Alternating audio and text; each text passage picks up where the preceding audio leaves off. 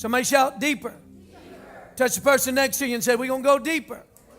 Now, I'm going to start this subject today. Now I'm going to step away from it next Sunday and preach about Mother's Day. You're going to want to be here because the message, even though we're going to bless moms, it's going to be for everybody, help everybody. Because moms help people, right? So you're going to find some stuff that's going to help you.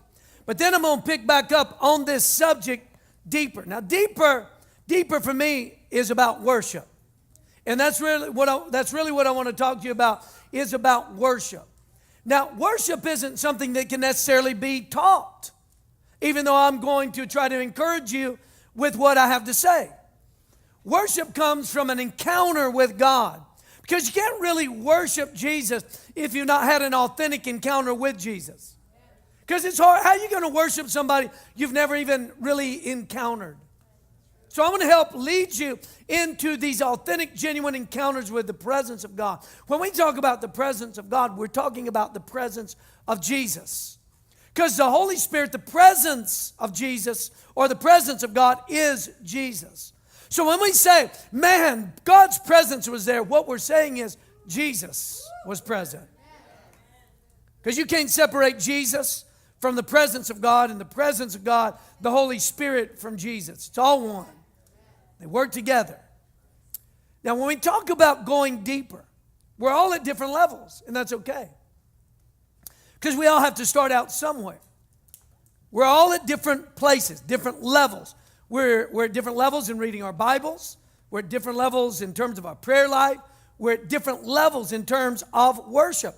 For some people, they think worship is just coming to church and listening to people sing a few songs and God talk about God. They think, well, that's worship. And it can be worship. I'm not saying it's not, but you got to start somewhere, right?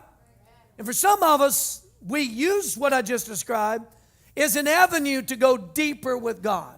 Because that's what life should be like. That's what our relationship with God should be like. It should be like a journey where we're constantly going deeper with Him.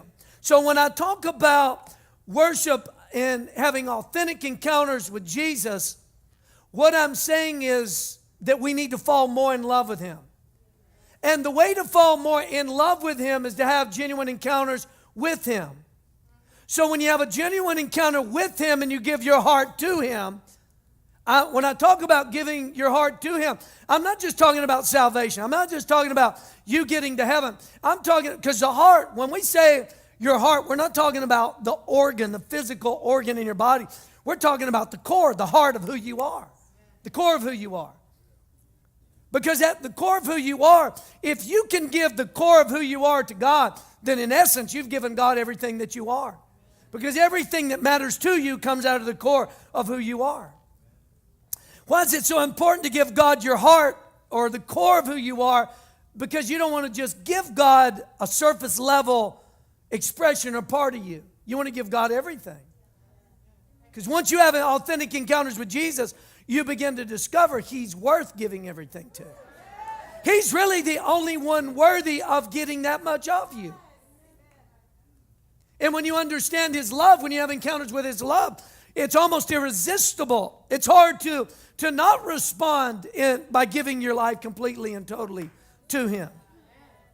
When you fall in love with somebody, things change. Words change, actions change, behavior change. You change. I've used this analogy before to describe falling in love. I've used my relationship with Christy as an example. When I first started falling in love with her, my words changed. My behavior changed. Now, I'm going to date myself here, and because this was pre-cell phone. Some of you guys, man, you'd be blown away at what phones used to look like. They used to be attached to like a cord and hooked up to a wall and had another cord that was round, and you could stretch it out like a slinky and put it up to your head.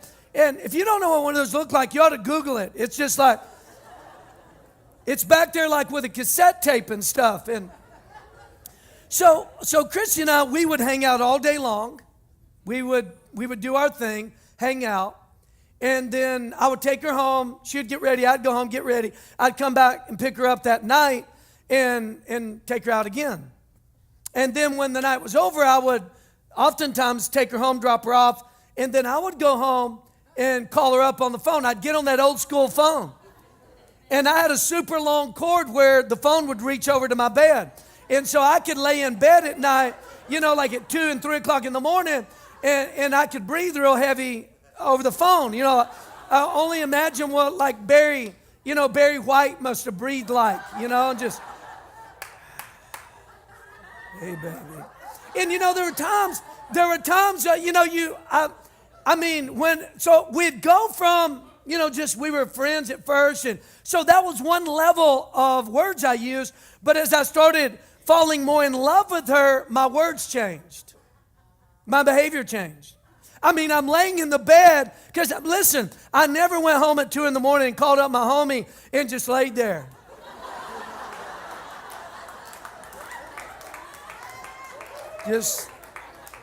I never did that. Never did that. But I did it for her. You know why I did it? Because I fell in love with her.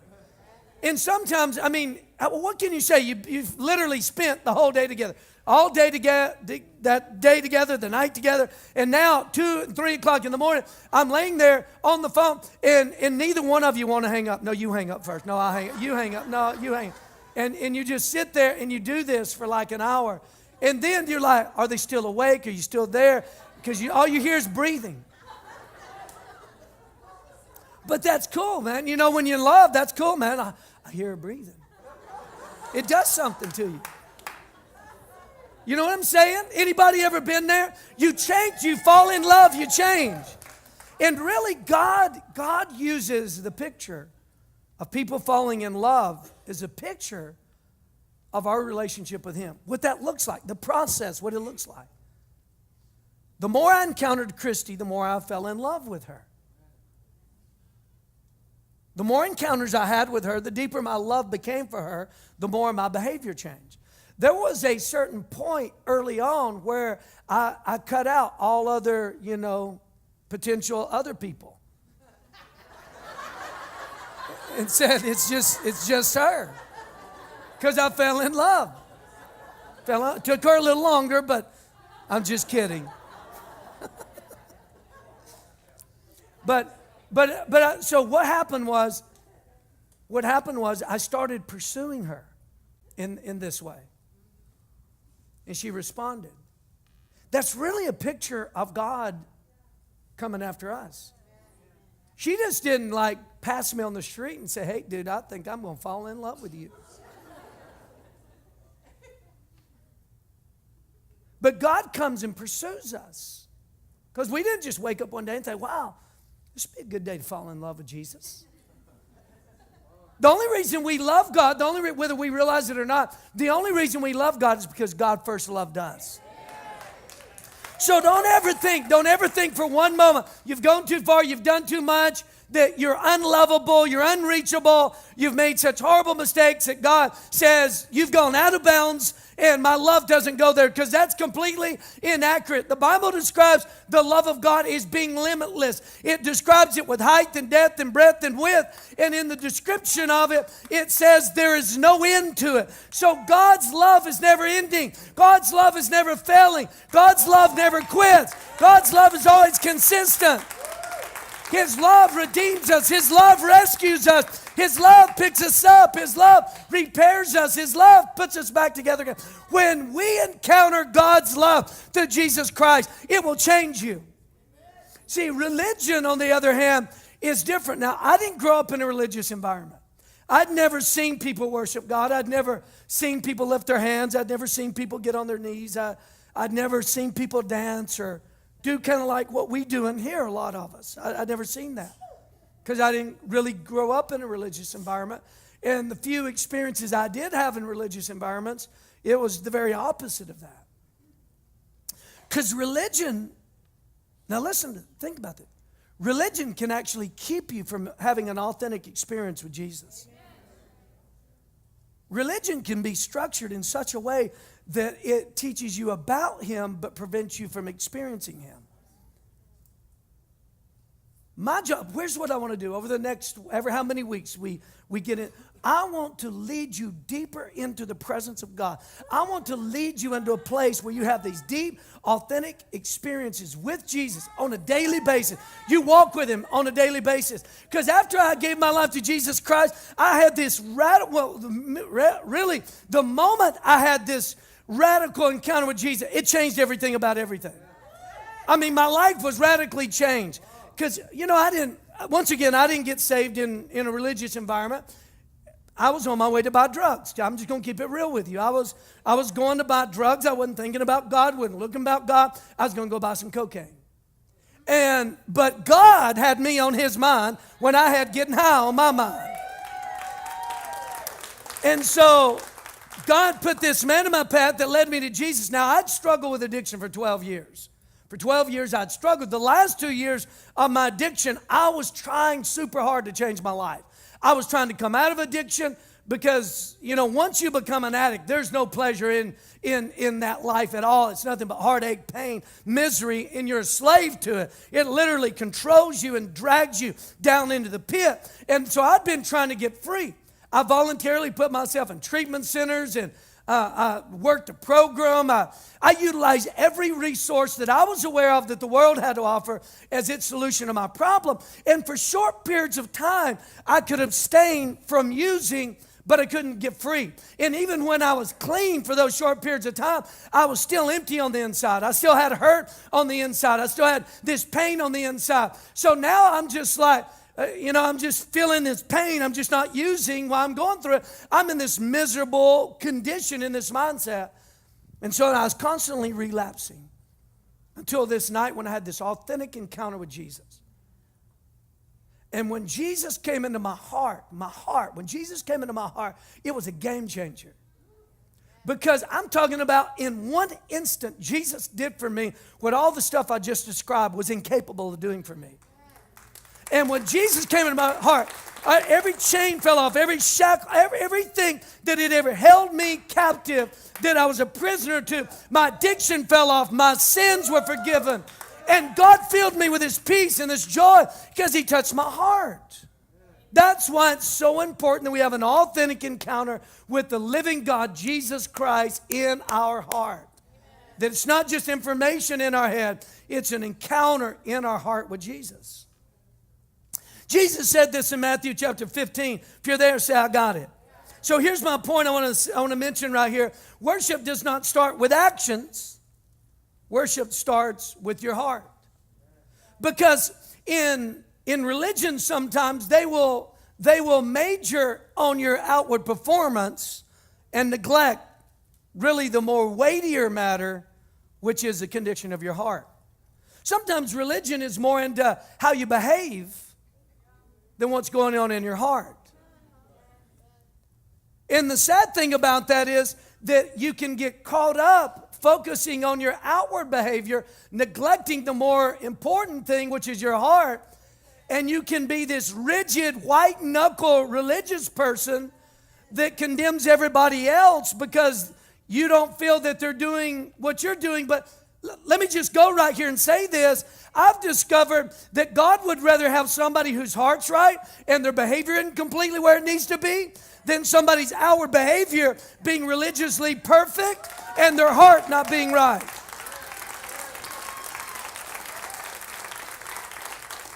So Jesus said in Matthew chapter 15, verses 8 and 9, Jesus said this. He said, these people draw near to me with their mouth and they honor me with their lips, but their hearts, or their heart, is far from me. And in vain they worship me, teaching as doctrines the commandments of men. So they say the right things, outwardly do the right things, but their heart's not in it. It's like instruments. These instruments are not worship.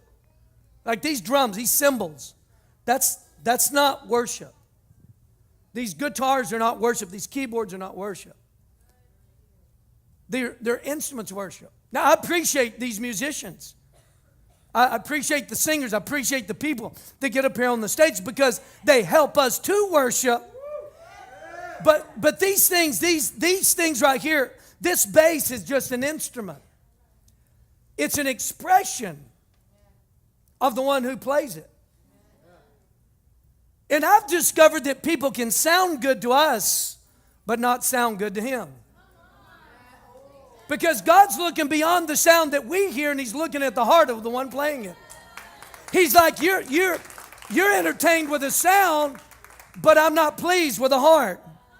They may sound good to your ear, but the condition of their heart doesn't sound good to me.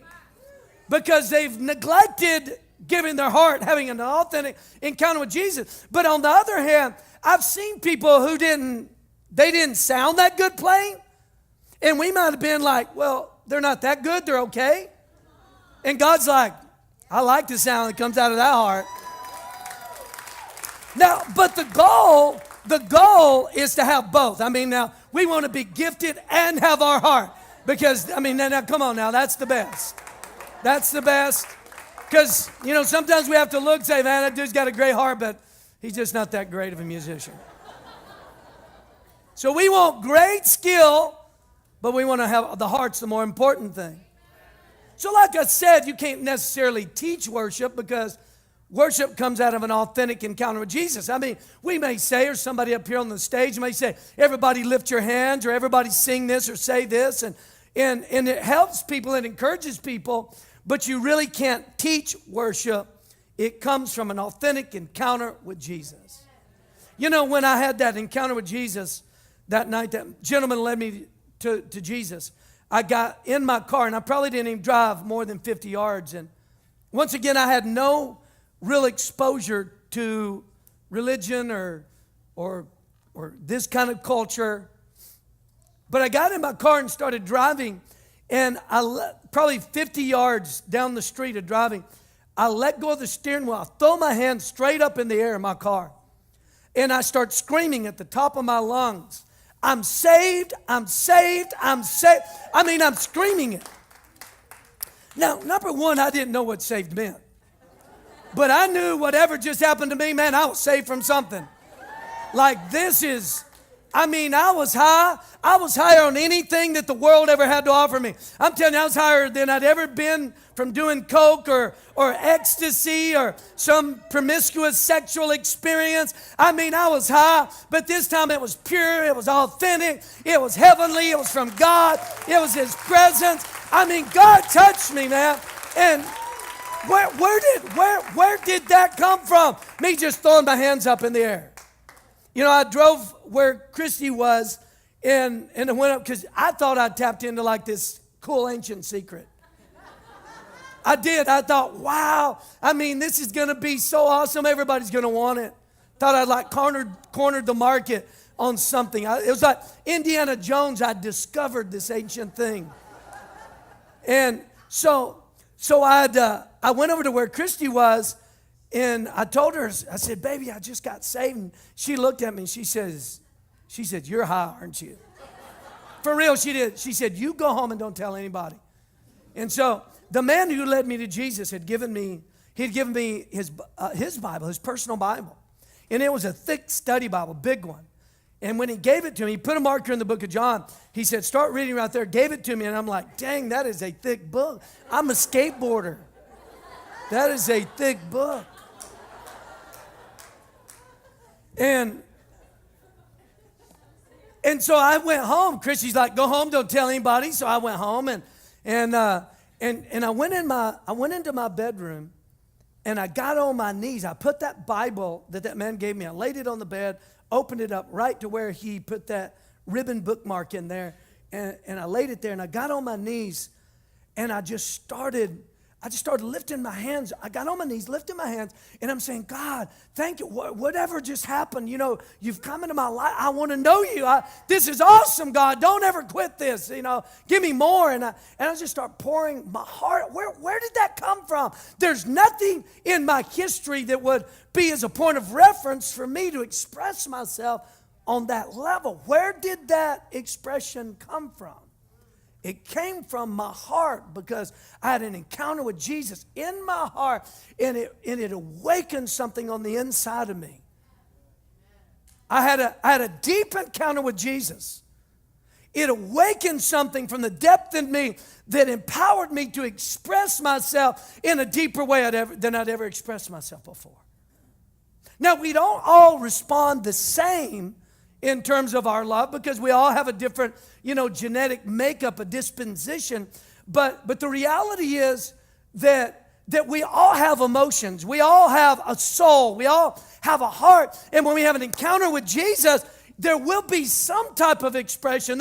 Some of us are so led by the negative emotions, it's time to put the clamp on the negative emotions and awaken the good emotions, the love emotions, the emotions that connect us with God, and begin to express our love out of those emotions. I mean, it'd be like, this would be the most absurd proposal on the planet.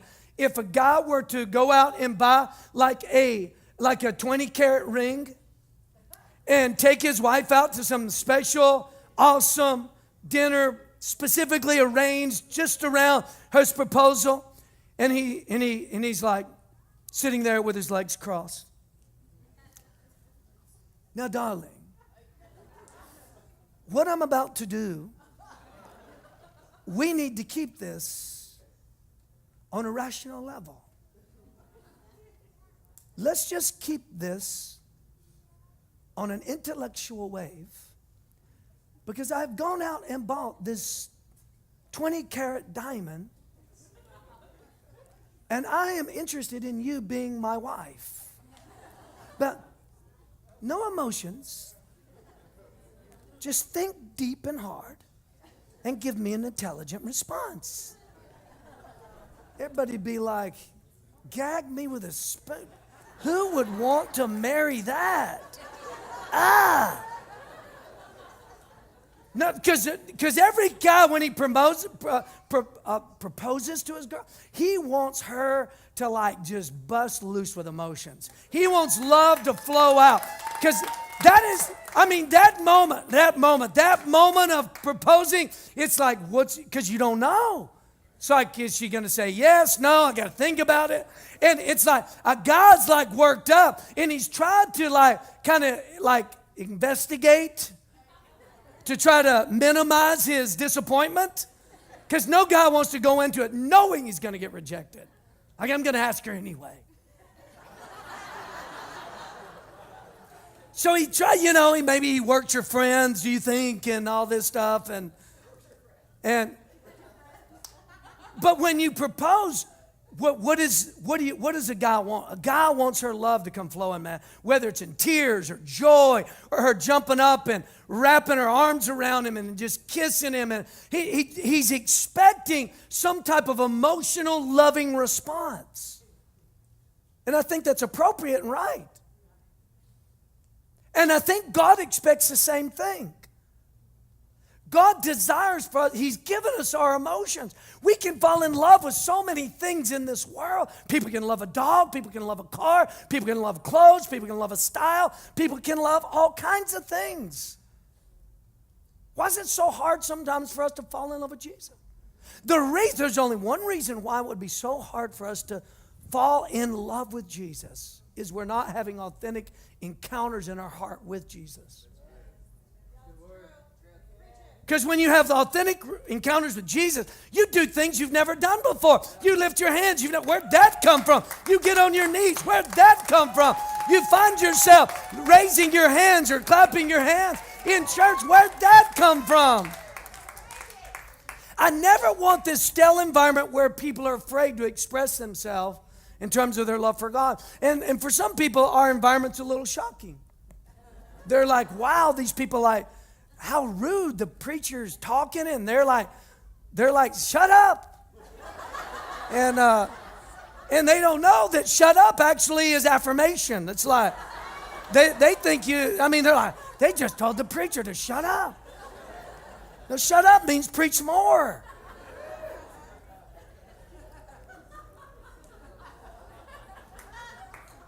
And all this comes out of a real encounter with Jesus. Ezekiel talked about God's presence coming from the throne of God. Literally, out of God, there's this river flowing. there's this never-ending river that flows out of God from the throne. Ezekiel described it as these different levels. He said it was like knee deep, it was ankle deep, it was waist deep, and then it went so deep. Somebody shout deeper. It went so deep that the only way to get in it was to swim in it. And he said everywhere the river ran, there were three things he described. Everywhere that river ran, God's presence ran. Everywhere it was, three things. There was a lot of fish. God's presence draws people.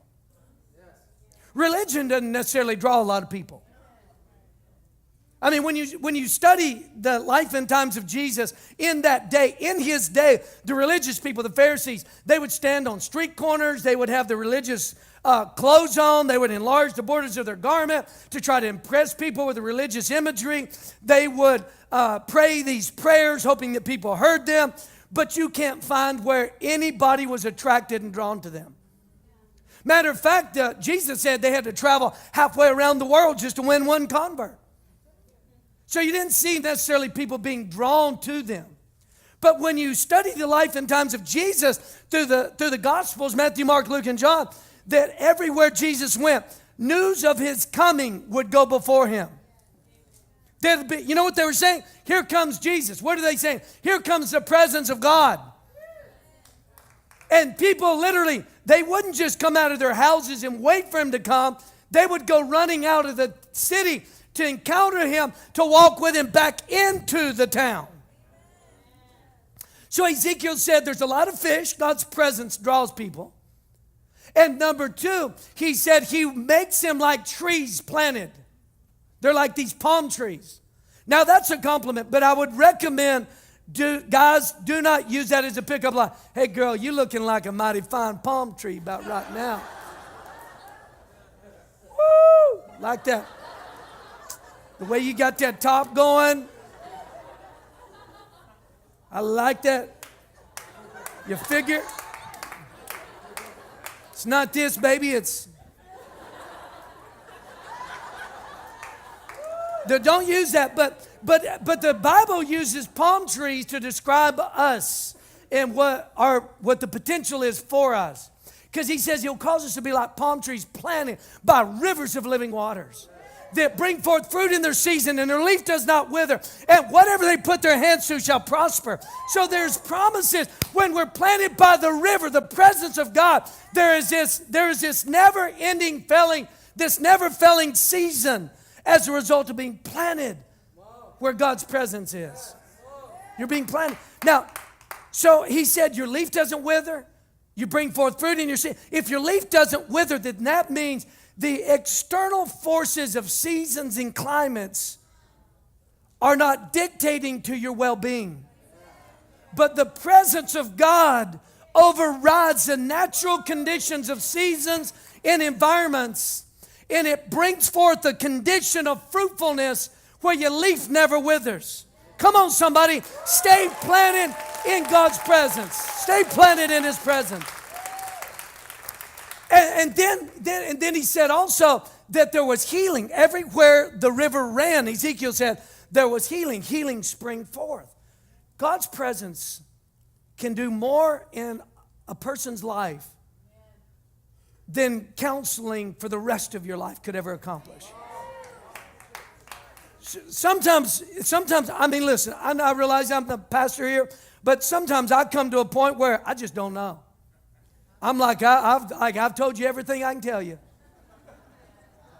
And so from here on, I just have to start repeating myself. And so rather than let's just repeating myself, let's just get into God's presence. That's all I know to do. Let me just keep bringing you into God's presence, bringing you into God's presence, bringing you into God's presence. Because when you bring, it's impossible to come into God's presence, have an authentic encounter with him in your heart, and you stay the same. You will change. Your heart will change. Your life will change. Your actions will change. Your words will change. Your thoughts will change. Your behavior will change. Your life will change from getting into the presence of God. You'll change. So his presence can heal and do things that men are incapable of doing for us. So when I think about how he described God's presence, coming, or the river coming to our ankles, our knees, our waist, And then so deep. I love that. So deep. That's where we want to go. Over the next ever how long, we want to go so deep into God's presence. When I think about, though, what he describes, ankles, knees, waist, all of these affect your movement. They affect your walk. And for some of us, we stop for whatever reason. We stop. We get what would be classified as an ankle deep experience. Now, when somebody says, that's just ankle deep. Now, that was a term that people used to use not that long ago. They'd say, man, that's ankle deep. What were they saying? They were saying that's shallow. And once again, it's okay. We're all at different levels because you've got to start somewhere. You don't get to the so deep without having to step in somewhere. You just don't want to stay in that place of so shallow. Because so shallow is not bad unless you stay in so shallow. And then everybody else comes in and they keep going deeper, but you stay in so shallow. Because there are some things you will only get from God when you go deeper. Jesus is about to take Simon Peter and some of the guys fishing. And in Luke chapter 5, verse 4, here's what Jesus said. He said to Simon, launch out into the deep. Somebody shout, let's go deep. And Jesus said, let down your nets for a catch. What he's saying is there are some things you can only catch that God has designed for you to catch in the deep. Some of the things that have been locked up for you are not hidden from you. They've just been placed in a deep place, and you got to be willing to go into the deep place to catch what God wants to give you. So your breakthrough might not be in ankle deep. Your breakthrough might not be in knee deep. Your breakthrough might not be in waist deep. Your breakthrough might be in so deep. If I go so deep, I might get touched. If I go so deep, I might get my breakthrough. If I go so deep, I might get my turnaround. If I go so deep, my life might get changed. So deep. So deep. There have been times in my life as a believer in Jesus, because I've discovered that if I'm going to get any kind of relief, if I'm going to get any kind of help from God over certain situations or conditions that are going on inside my soul, my life, or whatever's going on, even externally, that create these pressures around me, if I'm going to find relief, it comes from Jesus. I'm persuaded 100% it's Jesus. That's where I got to go. But there have been moments in my life where I know what I just told you, but yet still I'm a believer, and I've got mounting pressure. I feel the anxiety. I feel the pressure coming on me. I feel that, and I'm like, I know Jesus is my answer, but where's your presence, Jesus? Because if I can get your presence, it'll help me. And there have been times where I wish that I could just run out of my house and run down the street and just catch Jesus. Or jump in my car and drive to the beach and there he be standing. Or get in a plane and fly to Jerusalem and make an appointment, walk in. Jesus, I need you. I wish that there are times I've been like that. And I'm like, I want God. And I've realized that getting in those moments is it doesn't feel good. Those moments don't feel good. But they actually are very good. They don't feel good, but they're very good. Psalm 42, I used to be stuck in Psalm 42 for years. And in verse 7 of Psalm 42, it says, the deep cries to the deep. And I didn't fully always understand that. Deep cries to the deep.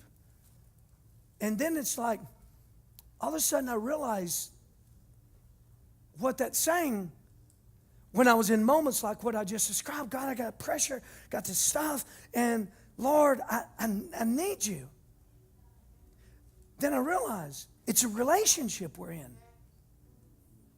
And the deep of God cries to the deep of man.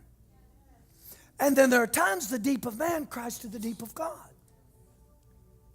But have you ever seen somebody that's like, yeah, I could use some of that.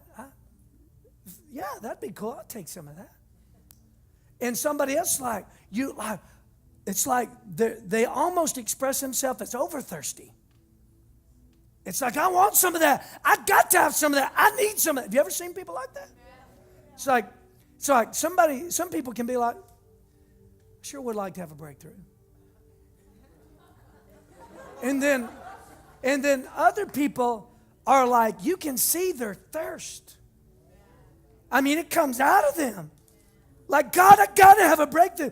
And then it just hit me in those kind of moments. That's the deep crying to the deep.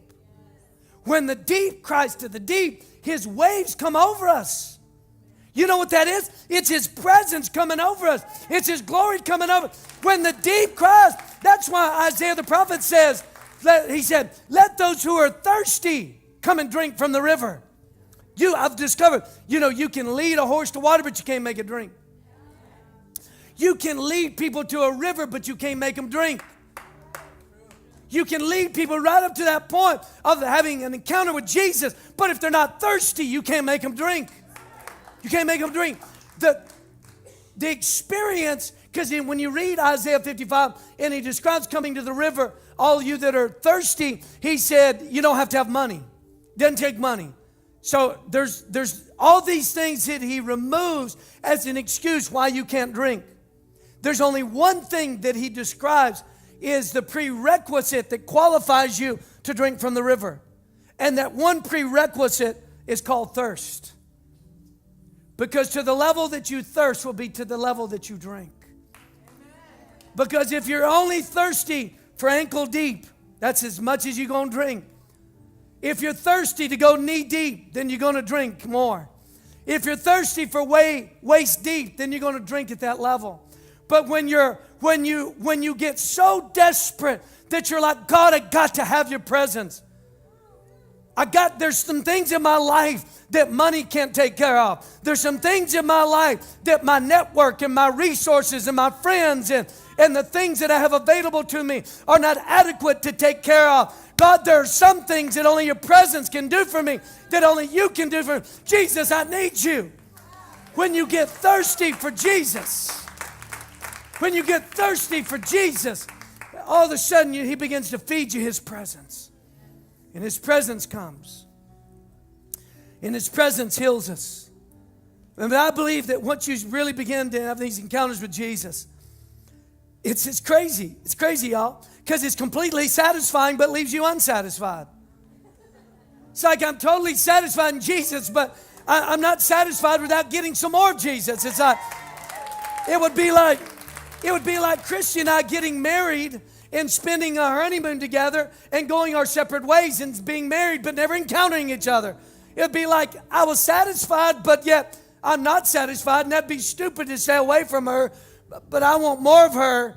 And so we do what married people do. We moved in together. We kiss each other. We kiss each other. Starting to work up my temperature right now. Woo! Come on, baby.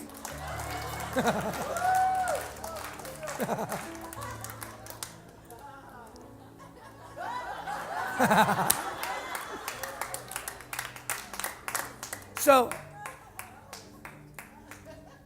God's this awesome, loving, incredible God. You know, when I had an encounter with Jesus, let me tell you what I didn't have an encounter with. I didn't have an encounter with a God who was condemning me. I didn't have an encounter with a God who was pointing his finger at all my faults. I didn't have an encounter with a Jesus that said, you know what, buddy? I'm going to save you because you were going to hell and you deserve to be in hell and you're lucky that I'm going to help you. I didn't have an encounter with that God. You know what I had an encounter with on that Friday night?